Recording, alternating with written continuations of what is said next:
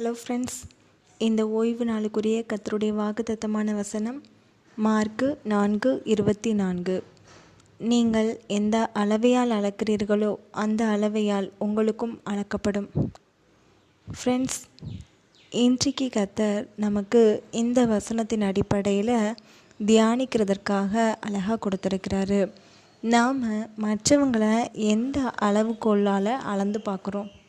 இவங்க தாழ்ந்த ஜாதி, இது உயர்ந்த ஜாதி, இது ரொம்பவே ஏழ்மையான குடும்பம், இது பணக்கார குடும்பம்னு சொல்லி பார்த்தோன்னா நம்மளையும் அந்த மாதிரி தான் பார்த்து பழகிறதுக்கு வருவாங்க மனிதர்கள்.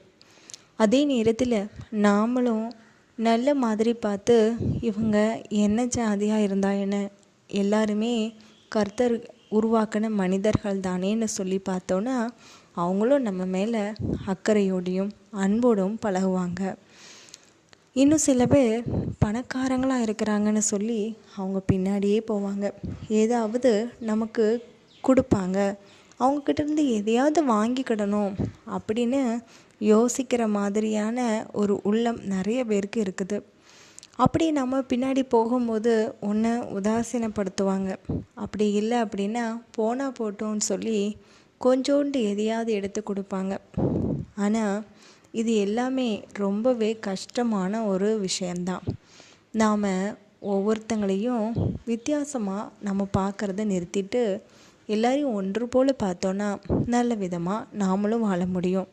இன்னொரு விஷயம் படி பார்த்தோன்னா சில பேர் தீர்ப்பு சொல்லுவாங்க. இங்கே பாரு, நீ இந்த மாதிரி குற்றம் செய்திருக்கிறல்ல, அதனால் நீ இப்படித்தான் இருக்கணும் அப்படின்னு அவங்கள ஒதுக்கி வச்சுருப்பாங்க.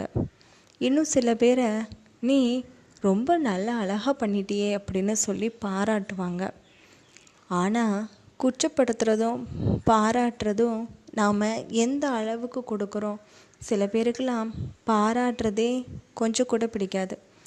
என்னத்தான் நல்லா செஞ்சாலும் அவங்களுக்கு பாராட்டுக்களை நாம் எப்படி சொல்ல முடியும். அவங்கள நல்லா பண்ணிட்டாங்களேன்னு நம்ம சொல்லவே கூடாதுன்னு நினைக்கிற ஜனங்கள் இங்கே இருப்பாங்க. இப்படிப்பட்ட ஒவ்வொரு அளவுகளோடு அளந்து பார்த்தோன்னா அதே மாதிரி கர்த்தர் நம்மக்கிட்ட நடந்துக்கிடுவார். கர்த்தர் நியாயம் தீர்க்கும் போது நம்மளுக்கும் அதே மாதிரி அந்த அளவோடு தான் நம்மளே அளப்பார். அதனால் இந்த மாதிரியான சிந்தனையிலேருந்து நம்ம கொஞ்சம் விலகிட்டு நல்ல விதமான அளவோடு எல்லாரையும் பார்த்தோம்னா கர்த்தரும் நம்மளை நல்ல விதமாக பார்த்துப்பார். கர்த்தர் உங்களை ஆசீர்வதிப்பாராக. ஆமீன்.